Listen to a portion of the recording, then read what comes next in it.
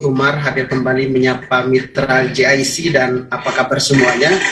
Semoga sehat selalu. Di perjumpaan kita di hari Kamis di jam yang sama, hadir untuk melanjutkan perjalanan kebersamaan kita.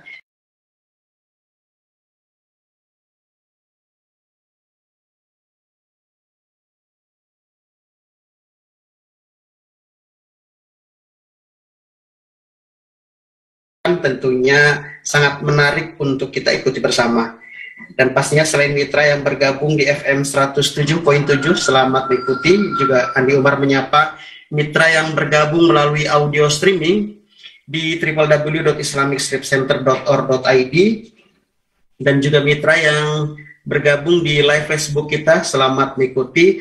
Terkhusus Andi Umar mau menyapa mitra yang sudah bersama kami di link Zoom, para guru kami yang insya Allah akan bersama sampai nanti di penghujung kebersamaan kurang lebih 60 menit ke depan.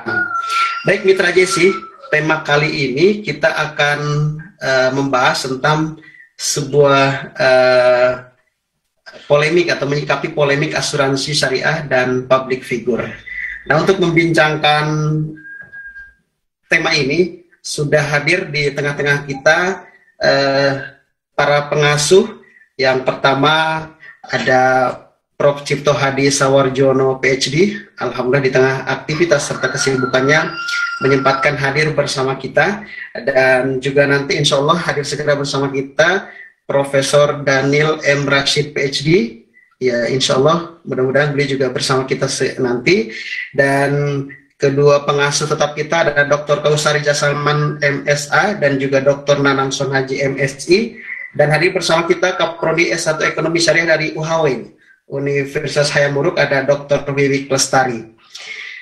Baik mitra, tentang menyikapi polemik asuransi syariah dan public figure, tentunya mitra JST yang bergabung terkhusus melalui link Zoom ini, silakan nanti mungkin ada tanggapan atau mungkin juga sharing pengalaman atau komentarnya, silakan nanti sertakan bersama kami agar diskusi kita semakin hidup, tentunya mewarnai siang kita hari ini.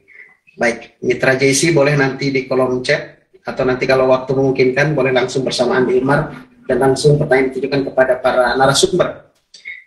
Kita akan sapa terlebih dahulu ada Prof. Cipto Hadi Sawarjono. Assalamualaikum Prof. Cip. Waalaikumsalam. Apa kabar Prof? Alhamdulillah sehat. Alhamdulillah, senang sekali siang hari ini Prof hadir bersama Andi Umar dan juga mitra JIC. Di kantor apa di rumah Prof?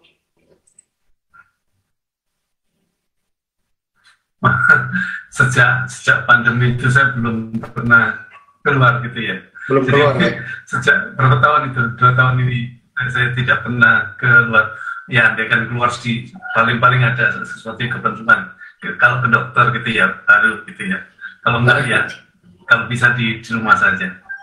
Alhamdulillah. Andi Umar juga dan teman-teman masih ada WFH sehari, WFO sehari, masih seperti itu kondisinya ini dok. Semoga cepat berlalu pandemi ini dok, Prof ya. Yeah.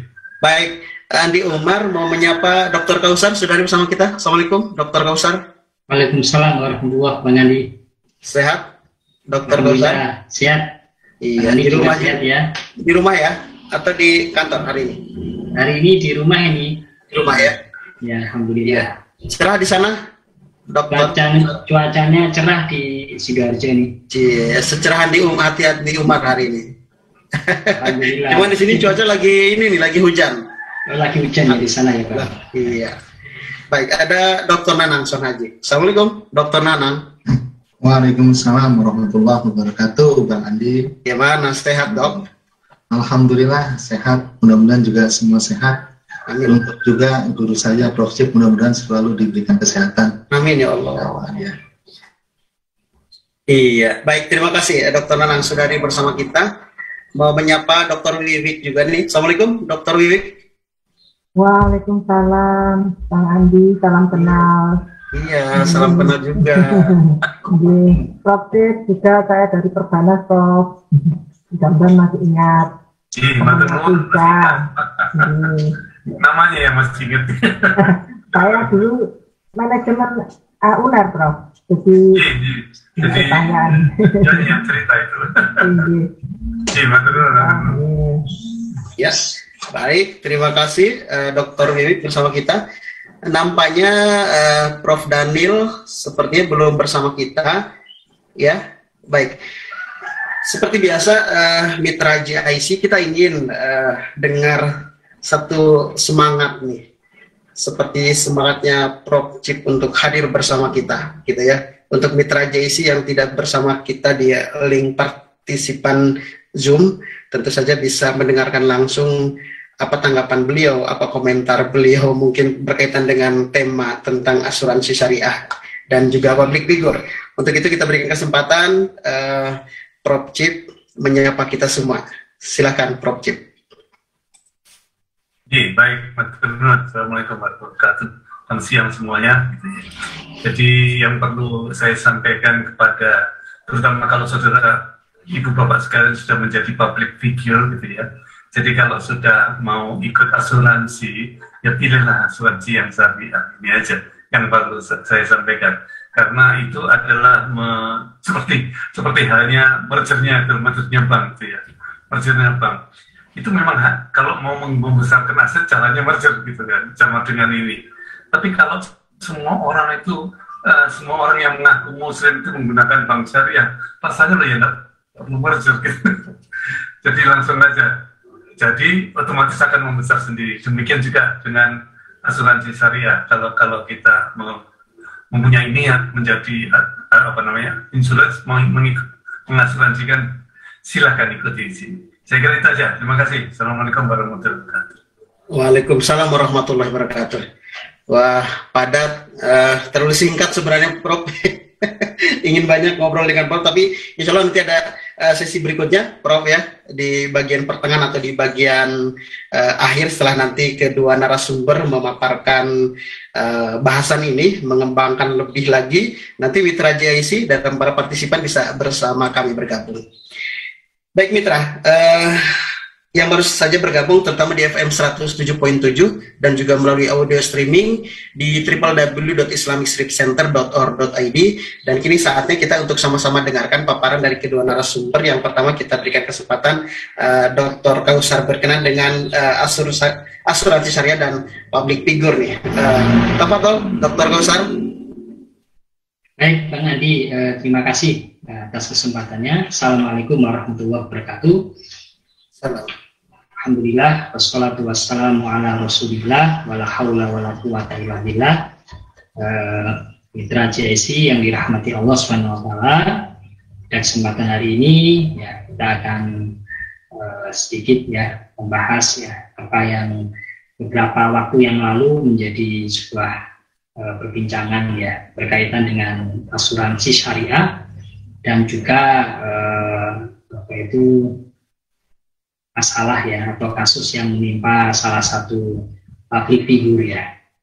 Kita di sini ingin melihat dari kacamata syariah, dalam tanda kutip ini murni syariah ya. Ya kita ingin melihat sebetulnya yang sesuai dengan kaidah-kaidah syariah itu seperti apa ya berkaitan dengan asuransi syariah. Kita ingin menggambarkan terlebih dahulu Bang Andi, Mitra JIC dan rekan-rekan semuanya, ya apakah di dalam asuransi syariah itu ya menimbulkan adanya gharar ya, Bang Andi, gharar yang pernah kita bahas.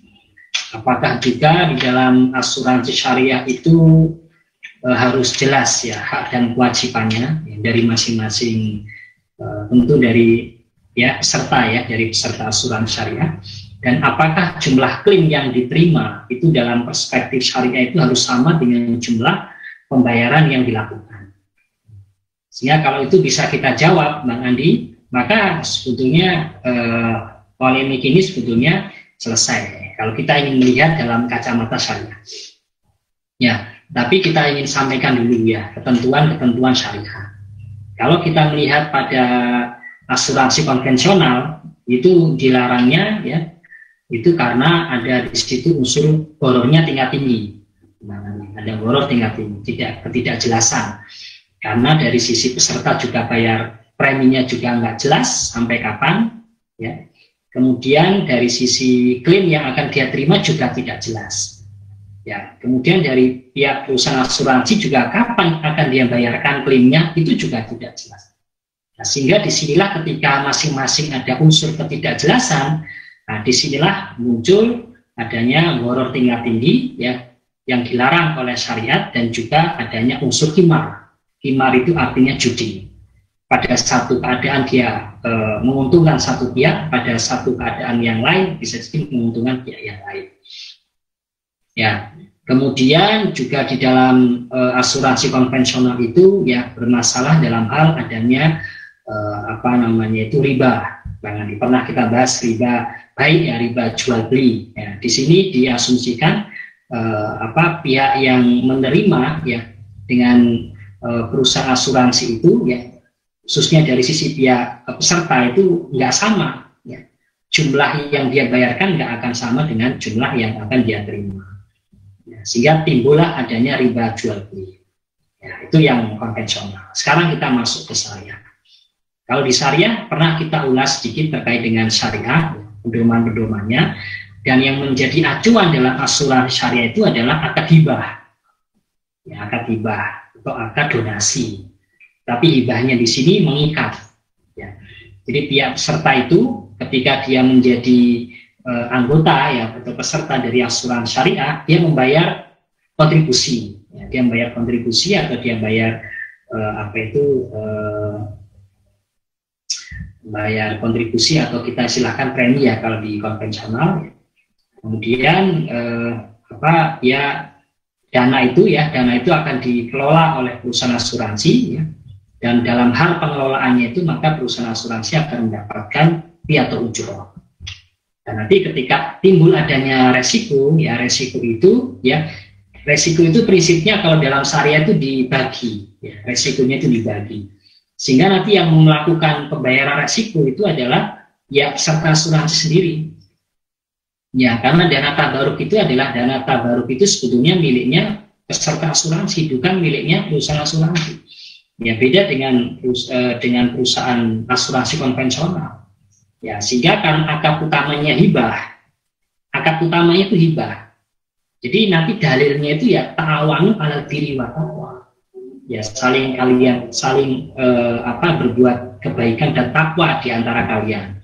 Jadi bukan niatnya untuk cari untung, ya, dalam perusahaan asuransi, baik dari sisi peserta maupun dari sisi khususnya perusahaan asuransinya juga, ya. Sehingga ketika dia memberikan hibah, ya, memberikan donasi yang dikelola donasi itu oleh perusahaan asuransi, dia akan mendapatkan pahala ketika misalnya ada peserta lain yang ditimpa musibah, karena itu pembayarannya dibayarkan secara berjamaah oleh para peserta.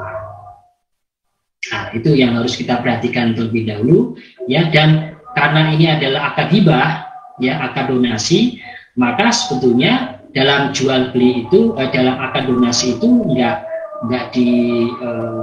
diharuskan atau ditekankan adanya harus lepas dari adanya gharar, ya. Karena ini adalah bukan jual beli, ya. Jadi itu yang perlu kita sampaikan dulu, ya, berkaitan dengan asuransi syariah.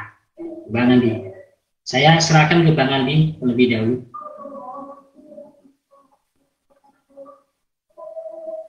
Baik, Dr. Kausar, terima kasih sudah mengantar pertemuan kita hari ini terkait dengan asuransi syariah. Ada beberapa poin yang tadi disampaikan beliau, antara asuransi syariah dengan asuransi konvensional. Unsur gharar tadi mulai dimunculkan oleh beliau, dan nanti kita coba akan kembangkan kembali dengan bahasan-bahasan berkaitan dengan tema atau topik kita hari ini seputar asuransi syariah dan public figure. Kita akan menyapa Dr. Nanang yang sudah gabung bersama kita. Dr. Nanang, asuransi syariah tentu juga bukan perbankan syariah gitu kan. jelas berbeda. Dok, mungkin bisa dikembangkan tentang asuransi, dan kita tidak ingin menyebutkan merek dan lain-lain, antara garis pemisah gitu ya, antara yang konvensional dengan yang syariah. Silahkan, Dok. Baik, terima kasih Bang Andi. Assalamualaikum warahmatullahi wabarakatuh. Allahumma sholli ala Muhammad wa ala ali Muhammad.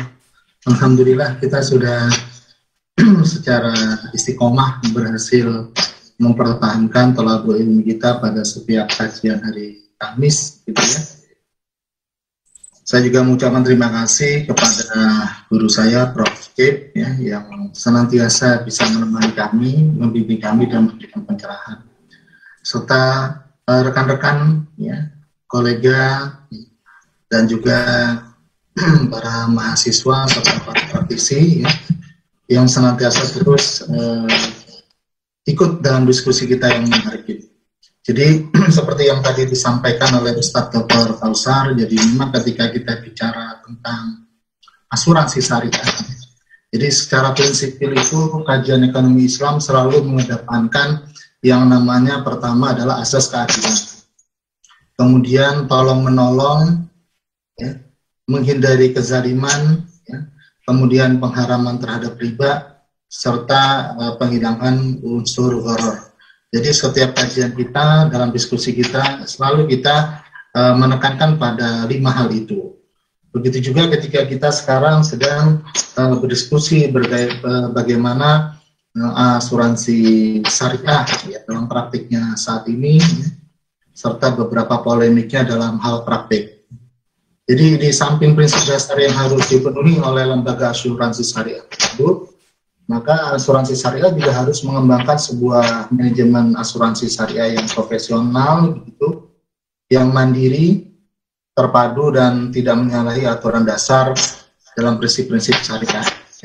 Karena memang polemik yang terjadi di dalam praktik akuntansi syariah itu, ya, salah satunya karena kurangnya, gitu ya, konsistensi dan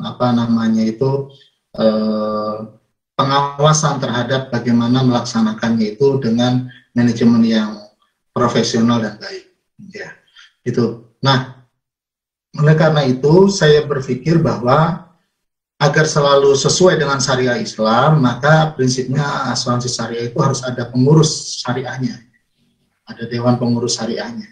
Kan kalau perlu dibentuk yang namanya dewan pengawasnya, gitu ya, sehingga dalam praktik-praktiknya nanti itu bisa sesuai dengan syariah Islam yang memang terbukti, ya, bisa mengajak kita, ya, memberikan kemaslahatan dalam muamalah kontemporer seperti saat ini.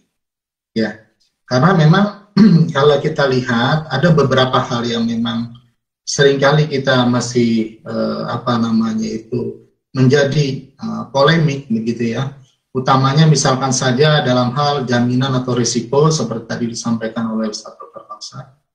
Kalau dengan menggunakan akad syariah, ya, asuransi syariah, ya, akadnya tadi tabarruk, gitu ya, bisa juga dengan akad tolong menolong atau takaful, begitu. Nah, ini memang kalau dalam asuransi syariah itu jaminan itu saling menanggung antara satu peserta dengan peserta lain, atau sering kita disebut dengan istilahnya adalah ta'awun. Nah, ketika kita sudah jaminannya itu mendasarkan diri pada ta'awun, maka diharapkan itu kebahagiaan, keuntungan itu bisa dirasakan, ya, oleh semua peserta dan juga oleh si pengelola. Ya. Ini agak cukup berbeda ketika kita bicara berkaitan dengan asuransi konvensional, ya, karena jaminan risikonya itu pada umumnya berdasarkan pada transfer dari tertanggung kepada penanggung, ya, transfer polis, transfer harga, ya, transfer nilai pertanggungan yang diberikan oleh tertanggung kepada penanggung. Selain itu juga kita bisa melihat, ya, sumber polemik itu juga bisa berasal dari investasi dana. Jadi tadi sudah disinggung di awal bahwa dalam pengelolaan investasi itu, ya, kalau memang akadnya itu adalah hibah, maka memang investasinya itu nanti di akadkan tersendiri, ya, harus disampaikan, kemudian dijelaskan sistem bagi hasilnya seperti apa. Setelah itu juga bisa juga dengan sistem bagi hasil mudharabah, ya, karena memang ada asuransi yang menggunakan akad ijarah seperti itu. Nah, berbeda dengan kalau yang asuransi konvensional itu memang dia investasinya berdasarkan bunga. Namun demikian yang perlu dipahami bahwa dalam asuransi syariah itu harus ada keterbukaan informasi ya bagi pengelola dana, dalam hal ini ada perusahaan asuransi syariah. Ketika dia melakukan investasi dari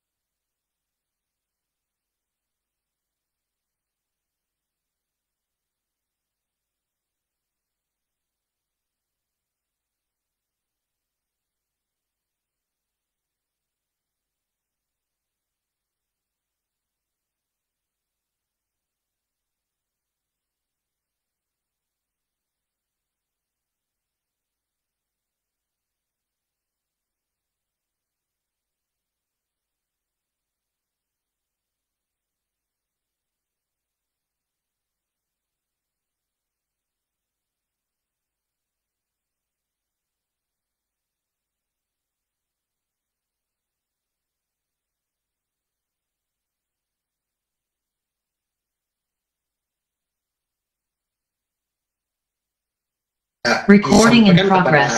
kami nih sebagai pendengar juga yang mungkin pernah menjadi bagian dari asuransi gitu, entah itu yang konvensional atau juga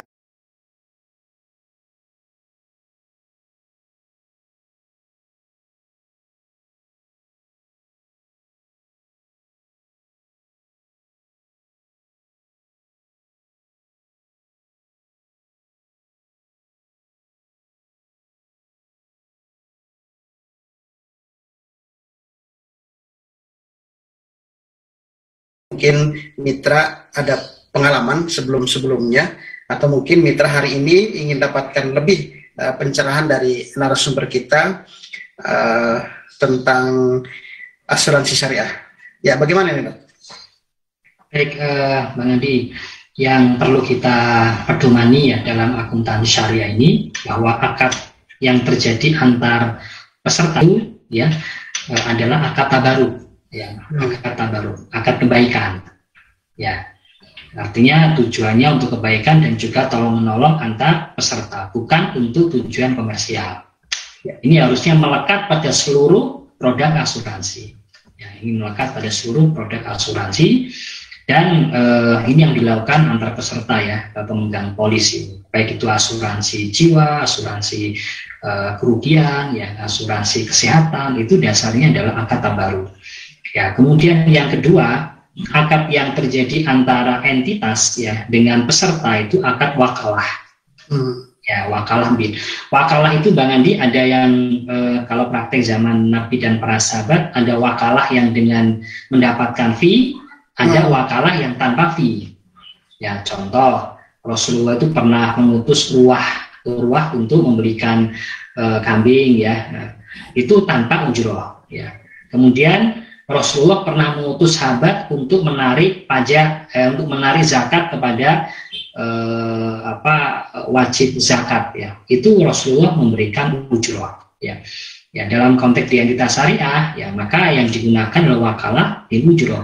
Jadi perusahaan asuransi itu sebagai wakil ya dari dana yang dia kelola ya atas upayanya tadi, atas usaha yang tadi dia mendapatkan ujroh. Tapi yang penting itu ya selain tadi yang disampaikan Dr. Nanang harus ada transparansi ya, keterbukaan ya tentang hak apa yang akan diterima oleh para peserta ya, dari perusahaan asuransi. Ini harus disampaikan secara terbuka ya, transparan kepada peserta.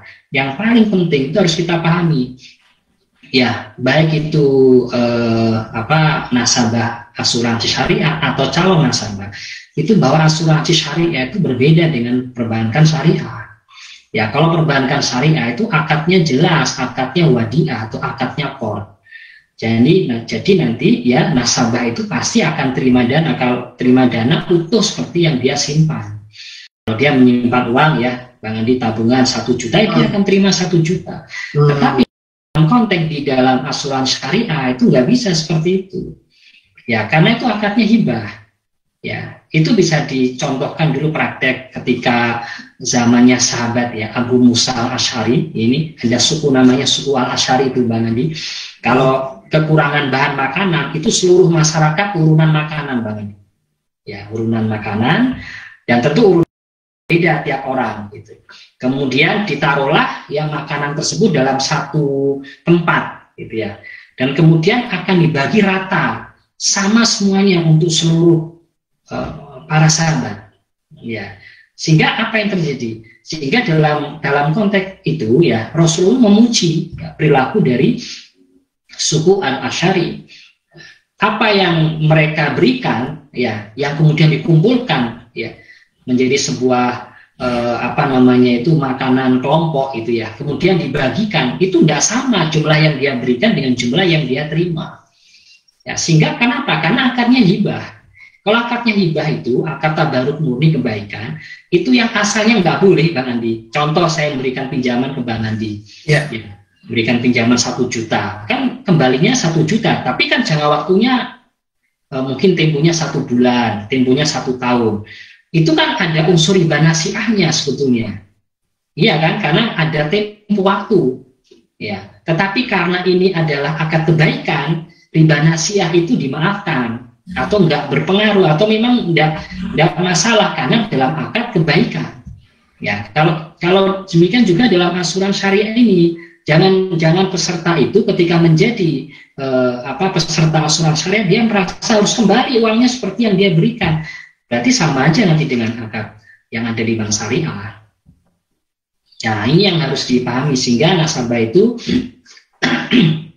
ya mohon maaf Bang Andi, sehingga nasabah itu tidak salah persepsi gitu, nggak salah paham bahwa kalau saya sudah ini tahun 2009 ya, kemudian saya sudah bayar ini ya untuk saya dan anak-anak, kemudian yang saya terima itu hanya sekian, jauh dari apa yang sudah saya bayar. Enggak seperti itu, karena ini asuransi syariah, akadnya adalah akad hibah, akad hibah atau akad donasi yang mengikat. Beda kalau akad konvensional, Bang Andi. Kalau konvensional ya, kemudian kita mendapatkan pengembalian ya, maka yang harus kita terima itu dengan jumlah yang sama. Umpamanya ya kita sudah bayar premi, kalau di total itu 20 juta Bang Andi. Ya, kemudian atau yang kita bayarkan sudah 50 juta. Misalnya biaya operasinya itu 50, biaya operasinya nggak sampai 50, katakan 40. Ya berarti kita kita boleh menerima seluruhnya ya, karena masih dalam konteks jumlah premi. Ya kan, kalau misalnya jumlah premi yang kita bayarkan hanya 20, kemudian biaya operasinya 50 juta tercover semuanya, itu secara konvensional seharusnya secara syariah ya, untuk asuransi konvensional kita hanya boleh mengambil yang menjadi hak kita. Yang menjadi hak kita berapa? Ya sebesar jumlah premi. Itu kalau dalam konvensional. Sehingga kita sekarang ya sebelum memastikan ya akan masuk di tentu asuransi syariah gitu, maka kita harus pahami ini bukan akad yang nanti akan kembali dengan jumlah yang sama, karena ini asuransi syariah. Ya, itu yang saya rasa rekan-rekan kita ya, teman-teman kita yang masuk sebagai anggota atau nasabah asuransi syariah itu merasa dikecewakan, istilahnya itu mungkin merasa ditipu ya. Dalam konteks ya, kalau merasa kecewa lah ya, sebetulnya yang perlu kita lihat juga perilaku dari agen. Kalau perilaku agennya ini dia hanya sekedar ngiming-ngimingi saja ya, agar dia masuk sebagai peserta dan mereka dapat bonus, nah ini kan juga dia nggak transparan, dia menipu gitu ya, penipuan termasuk itu. Tapi kalau misalnya agennya sudah menyampaikan apa adanya, di klausulnya itu sebetulnya sudah jelas. Ya, karena setiap entitas asuransi itu kan syariah itu kan sudah punya DPS, Dewan Pengawas Syariah. Ya, sehingga kembali lagi ya pada ini bahwa kita ini di asuransi syariah bukan akad perbankan syariah yang akan kembali utuh seperti yang kita setorkan. Ini adalah dana hibah. Dan dana hibah itu kita bisa memberikan kebaikan kepada orang lain gitu ya, bukan untuk untuk mengambil keuntungan dari asuransi syariah itu ya Bang Andi yang bisa saya sampaikan, sehingga kita tidak salah dalam mengambil sebuah sikap ya, maka kita harus paham itu. Sehingga jadilah intinya juga jadilah nasabah atau peserta asuransi yang cermat dulu dan teliti lah sebelum memutuskan menjadi perusahaan asuransi syariah baca kontraknya dengan seksama, manfaat apa yang akan dia terima ya, kalau kesehatan ya berarti rawat inapnya, kemudian mungkin hak dia untuk mendapatkan operasi dan seterusnya, itu harus dia tahu lah ya. Jadilah peserta yang cerdas gitu. Itu Bang Andi.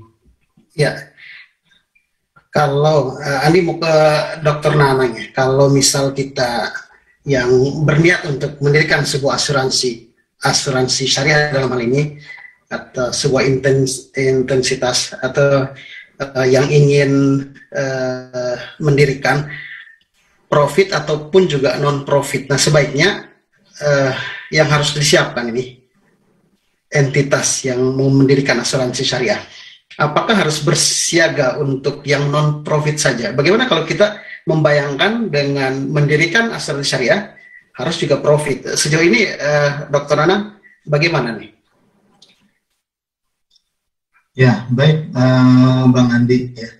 Jadi ketika kita dihadapi pilihan apakah perusahaan itu nanti diarahkan pada perusahaan yang profit oriented atau memang yang non profit oriented ya. Jadi ini kita harus dudukan permasalahannya dulu. Jadi sebenarnya ya, asuransi syariah dari sisi entitas ekonomi gitu ya, dari sisi entitas perusahaan yang berbadan hukum, pasti dia juga bertujuan untuk memperoleh keuntungan. Hanya saja ya yang harus dilalui dalam proses ya, mekanisme kerja asuransi syariah itu kan recording stopped. Merujuk pada beberapa tahapan ya, Bang Andi. Jadi kalau misalkan dalam langkah-langkahnya itu kan ada namanya proses underwriting gitu ya, yang itu merupakan proses penafsiran jangka hidup seseorang atau calon ya, dalam hal ini adalah calon nasabah yang dikaitkan dengan besarnya risiko untuk menentukan besarnya premi. Nah, ketika menentukan besarnya premi ini sebenarnya juga perusahaan asuransi syariah ya sudah memikirkan bagaimana nanti premi itu juga ketika dikelola dalam bentuk investasi itu ya ada namanya nanti dalam bentuk akad ijaroh itu ya, jadi ada unsur bagi hasil. Nah, dari sini sebenarnya bisa kita lihat bahwa asuransi syariah itu sendiri juga berorientasi untuk memikirkan bagaimana nisbah bagi hasil yang harus diperoleh, karena itu penting ya. Untuk apa? Untuk membiayai operasional perusahaan ya. Tuh. Jadi secara entitas bisnis ya, perusahaan asuransi syariah itu tetap berorientasi untuk memperoleh keuntungan. Hanya saja bagaimana cara memperoleh keuntungannya itu harus sesuai dengan syariat Islam. Nah, seperti tadi dalam pengelolaan premi yang dibayarkan oleh si pemilik polis ya, bagaimana investasinya itu harus diinvestasikan pada hal-hal yang memenuhi kaidah-kaidah dan pemenuhan syariat Islam. Jadi dia spesifik investasinya, tidak bisa sembarangan gitu ya, pada hal-hal yang memang tidak melanggar ketentuan-ketentuan syariat Islam. Ketentuan-ketentuan apa itu ya, tadi yang saya sampaikan di awal bahwa prinsipnya ya dalam muamalah itu yaitu yang pertama adalah harus memenuhi azas keadilan. Karena ini kita bicara tentang asuransi, kemudian juga harus memenuhi prinsip tolong menolong, menghindari kezaliman. Produk investasinya juga produk investasi yang halal, jauh dari riba serta jauh dari gharar yang diharamkan. Itu Bang Andi. Jadi memang prinsipnya dia secara entitas bisnis ya harus memperoleh kelebihan atas nisbah bagi hasil gitu ya. Artinya harus ada bagi hasil yang diperoleh dari perusahaan asuransi syariah. Supaya apa? Supaya dia bisa membiayai kegiatan operasional gitu. Itu. Terus kemudian juga kalau kita lihat ya dalam hal yang berikutnya yang bisa dilakukan itu berkaitan dengan polis ya. Polis semakin besar polis yang diberikan akan memberikan kemanfaatan bagi si pemegang polis. Semakin kecil polis yang ditanggungkan gitu ya, juga akan memberikan kemanfaatan yang sesuai dengan porsinya. Dan ini adalah berarti covernya itu semakin kecil. Nah, ketika polis ini juga ada bagian gitu ya yang jadi kesempatan bagi perusahaan asuransi syariah untuk apa? Mengelola dana. Yang paling penting tadi yang disampaikan oleh Ustaz Dr. Kausa, ketika kita ingin mengelola dana dari si pemilik polis, itu harus disampaikan di awal. Apalagi kalau misalkan ini adalah akadnya akad tabaruk, akad hibah. Kalau akad hibah itu, kalau hibah kelompok itu ya kan dananya besar itu ya. Dalam terminologi hibah itu sebenarnya tidak ada kewajiban hibah itu untuk menerima bagi hasil, gitu. bukan menerima bagi hasil, tuntutan untuk dikembalikan. Jadi terminologi hibah ini agak berbeda. Namun demikian, ya karena ini kemanfaatannya untuk jangka panjang, untuk saling tolong menolong, bisa jadi dana hibah ini nanti untuk menolong orang lain sesama pemegang polis, tapi pada suatu saat juga ketika pemilik polis ini membutuhkan dan melakukan klaim, maka juga bisa digunakan dengan dana. Nah, bagaimana pengelolaan dana ini supaya bisa memberikan manfaatan bagi perusahaan asuransi juga, maka nanti diperbolehkan, gitu ya, diperbolehkan untuk mengelola dana dari polis ini pada investasi-investasi yang diperkenankan sesuai dengan syariat Islam dan memperoleh bagi hasil. Akadnya juga harus disebutkan, begitu. Ya, akadnya harus disebutkan. Itu mungkin Bang Andi, ya, karena memang penting bagi perusahaan asuransi syariah untuk terus bisa sustain perusahaannya. Salah satunya adalah adanya dana yang dibutuhkan untuk operasional keseharian. Itu mungkin Bang Andi yang bisa saya sampaikan.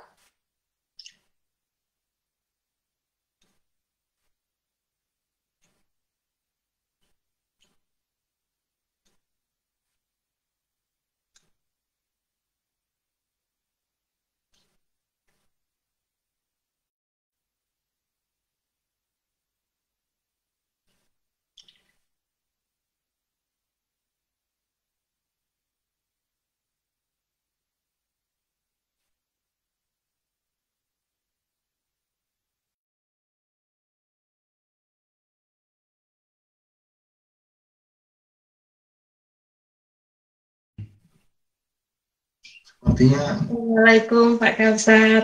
Waalaikumsalam.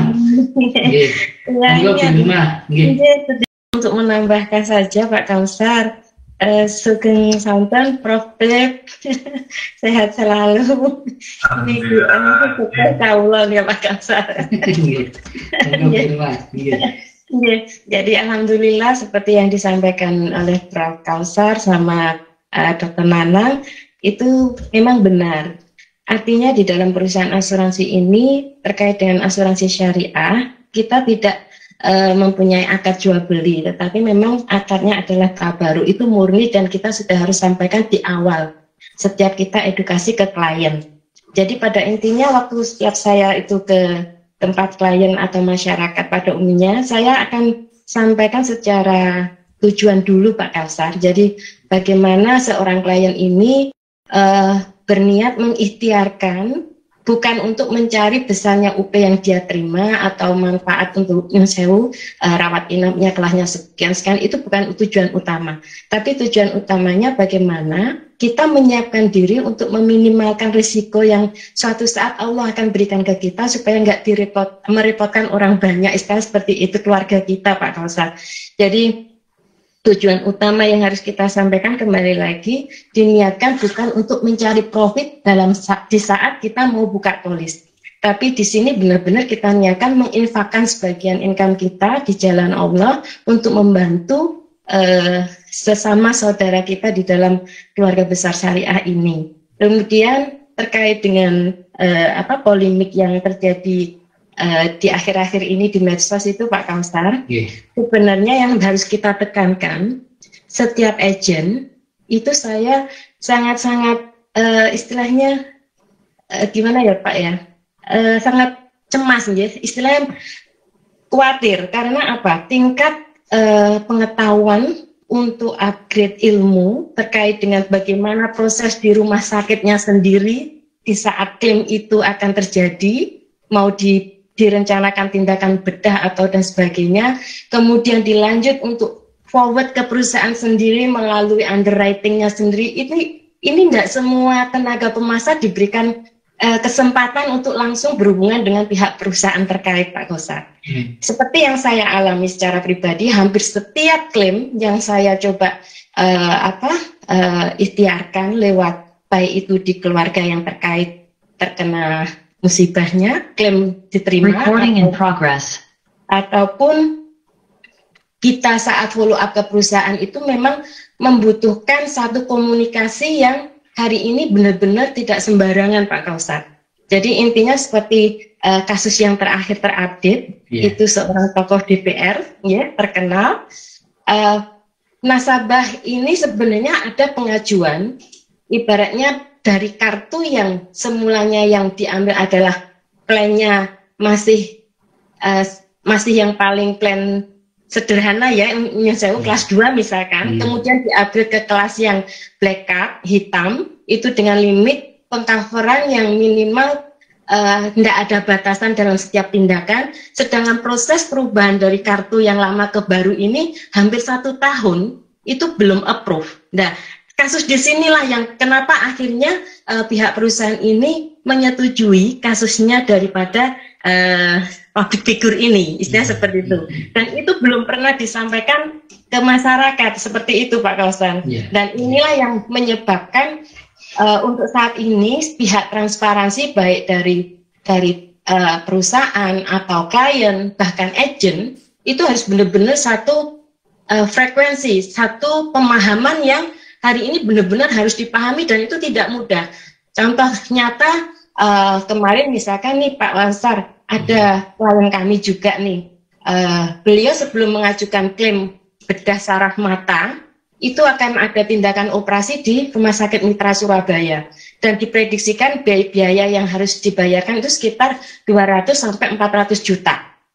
Nah, singkat cerita, black card-nya ini sebelumnya dia konsultasi ke kami, ke saya, bagaimana Mbak Irma untuk supaya klaim ini, saya nggak ragu klaim ini bisa terbayar atau enggak, seperti itu. Wajar karena nasabah menanyakan hal ini itu sudah nggak bisa, ini Pak Kausar nggak bisa dimarahi ya, karena itu memang haknya murni. Dan singkat cerita ya, kita seorang orang kepercayaan dari pihak keluarga yang terkait, nasabah kami, kita coba proses ke pihak Prudensial Pusat, misalnya seperti itu Pak Kausar. Dan kemudian saya juga akan konfirmasikan feedbacknya ke pihak rumah sakit terkait, supaya katakanlah pihak ini sama tahunya gitu Pak, karena di sini cashless kan sifatnya Pak Kausar. Jadi itu yang memudahkan supaya pihak masyarakat dengan pihak perusahaan ataupun kadang rekam medis yang harus dikeluarkan oleh pihak rumah sakit ini tidak ada simpang siur yang tidak jelas seperti itu.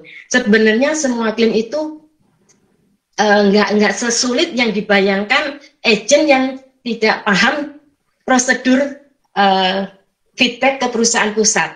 Dan prosedur dari pihak rumah sakit ke pusat ini yang sering menjadikan permasalahan ini miskomunikasi seperti itu Pak Kausar. Jadi kalau kebetulan ini adalah politik asuransi yang terkait dengan public figure, sebenarnya saya walaupun bukan public figure pun, itu banyak kasus yang sering saya coba bantu ke follow up ke Prudensial Pusat. Ibarat kemarin sampai kasus meninggal pun, karena memang case-nya ini juga tidak sembarangan, dana ini ada dana hibah yang perlu dipertanggungjawabkan, ya wajar kalau seandainya membutuhkan proses waktu juga kita nggak bisa menjusprudent, misalnya perusahaan ansuran, kok lama ya prosesnya. Satu sisi dari pihak terkait yang nasabah pun kita juga nggak bisa istilahnya memberikan info karena kan kita itu kayak pahlawan kesiangan ya baru bangun, bukan Pak Kausar. Jadi kita memberikan edukasinya dengan pemahaman yang secara rasional, secara prosedural kita sampaikan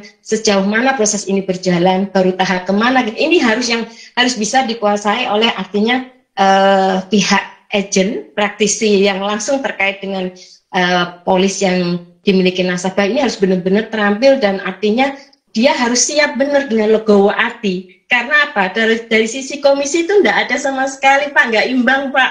Katakan seperti itu. Tapi ini kalau kita sudah berbicara masalah ibadah loyalitas, kita membantu, insya Allah Pak, apa yang kita ragukan, kita takutkan, kita cemaskan, itu lewat Pak Kausar. Jadi terkait dengan polis asuransi saya yang selama ini saya coba terjuni, saya bedah, terutama dalam step by stepnya edukasi fact findingnya ke klien dan sebagainya, itu memang unsur narkotis syariah ini harus benar-benar kita terapkan Pak Kausar, baik dari sisi pihak klien ataupun diri agent sendiri Pak Kausar. Jadi itu yang ibaratnya tonggak kunci bagaimana asuransi syariah ini bisa memberikan satu bentuk apresiasi masyarakat dalam mengikhtiarkan, bukan untuk menjadikan segala-galanya menjadi profitnya dia untuk mencari keuntungan dalam polis asuransi, karena niat utamanya kita di sini sudah beda dengan akad yang konvensional, yang artinya netapin jual beli itu tadi Pak Kausar. Jadi mudah-mudahan ini bisa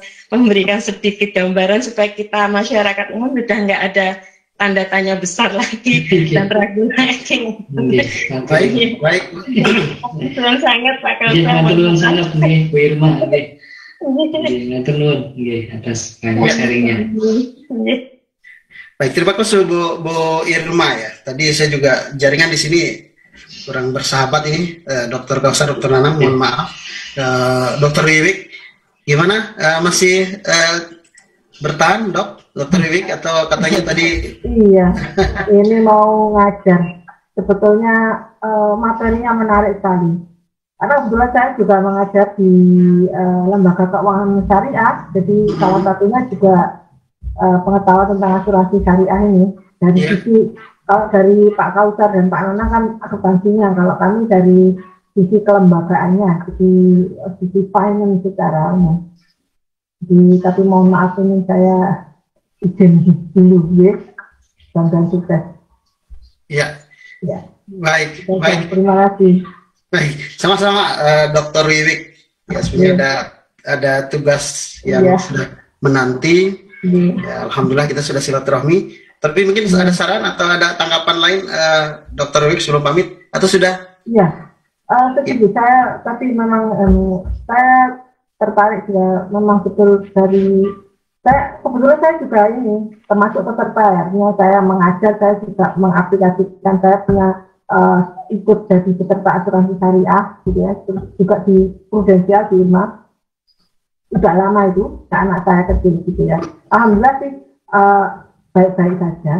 Tapi yang betul kalau ada kasus-kasus itu umumnya karena kurang pengetahuan peserta biasanya. Nah, agen mungkin kurang jelas menyampaikan klaim atau palsu-palsunya, sementara pesertanya percaya saja, sehingga kadang-kadang kemudian klaim apa tidak segera lancar cairnya, itu kemudian menjadi itu yang membuat industri asuransi syariah itu juga dalam tempat.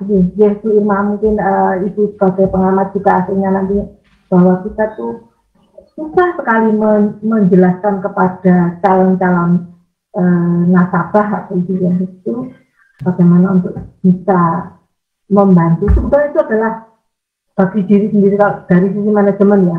Orang itu kalau memanage kekayaannya, salah satunya adalah dengan cara memproteksi diri. Salah satunya dengan asuransi syariah. Itu saja. Terima kasih Pak Andi. Oke, Bu Dokter, terima kasih. Selamat melanjutkan aktivitas. Nah, untuk memberikan tanggapan keduanya, silakan baik dari Bu Irma atau juga Dr. Wiwik. Gimana nih, Dr. Kausar dan juga Dr. Nanang? Sekali juga nanti kita sudah berada di penghujung kebersamaan. Mungkin catatan akhir dari keduanya. Silakan, Dr. Kausar terlebih dahulu, silakan. Baik, terima kasih Bang Andi. Terima kasih sharingnya Bu Irma. Bu Irma ini beliau praktisi dan sangat berpengalaman Bang Andi di perusahaan entitas asuransi syariah, sehingga kita bisa banyak belajar praktek asuransi syariah di tengah industri lembaga keuangan syariah, dan juga bagaimana persoalan-persoalan tadi disampaikan itu berkisar pada persoalan miskomunikasi dan kurang terampilnya dari agen ya dalam menginformasikan juga kepada pusat ya, sehingga nanti proses cairnya klaim itu juga lama, dan juga para peserta mungkin ketika tadi ya peningkatan status itu juga ternyata juga masih dalam proses yang tadi disampaikan Bu Irma.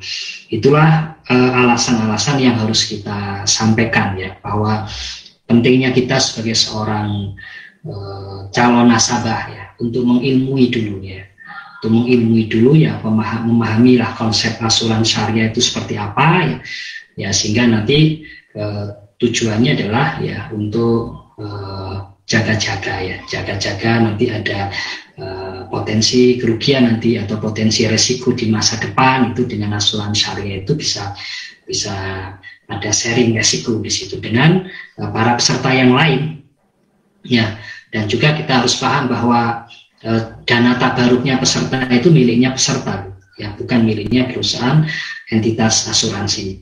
Entitas asuransi syariah dia menerima fee, ya, atas pengelolaannya itu, ya, kemudian dia juga mendapatkan bagi hasil, ya, kalau misalnya memang diinvestasikan, dan ini harus disampaikan kepada nasabah, ya, kepada nasabah secara transparan kalau memang ada sebagian dana itu, ini dana tabaruk, ini dana yang akan diinvestasikan, ya, sehingga nanti nasabah juga punya kejelasan informasi.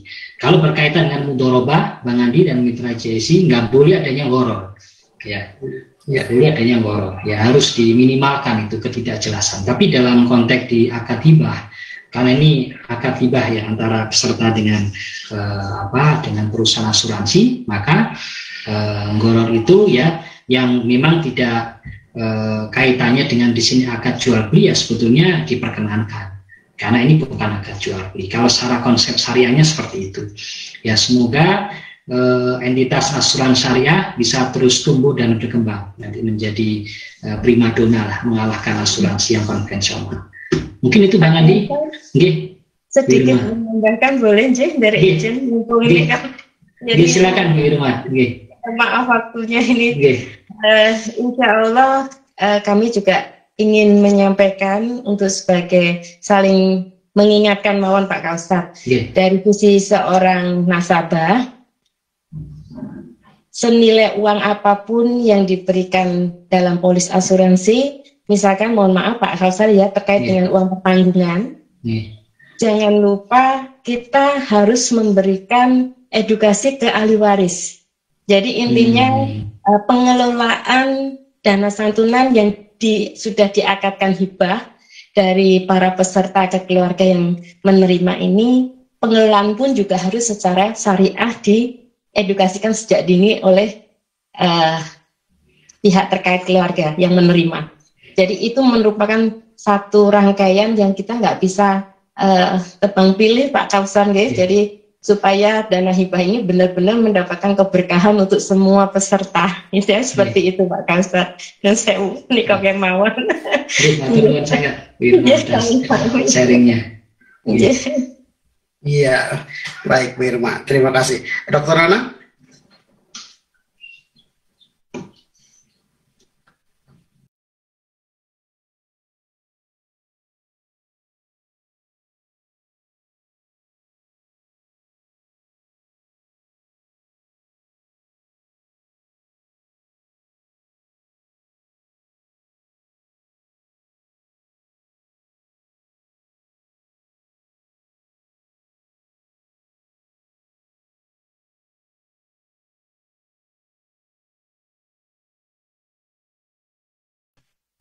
Yaitu peserta bisa memberikan hibah yang akan digunakan untuk menolong peserta hibah, dan juga nanti pada saatnya menjadi haknya si pemegang polis ketika dia juga melakukan klaim akan mendapatkan manfaat dari akad tabaruk tersebut.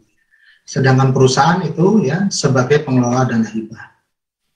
Oleh karena itu di sini ya nasabah ya masyarakat dituntut untuk bisa memperoleh informasi sedetail mungkin, sebaik mungkin ya pada pemilihan asuransi syariah yang ingin dipilih. Kemudian juga dari sisi perusahaan asuransi syariah seperti tadi masukan dari Bu Irma ya, terus melakukan edukasi yang berkelanjutan bagi si agent ya, sehingga mampu menjelaskan secara detail, informatif, dan mempermudah bagaimana si nasabah nanti ketika melakukan proses mulai dari penerbitan polis sampai dengan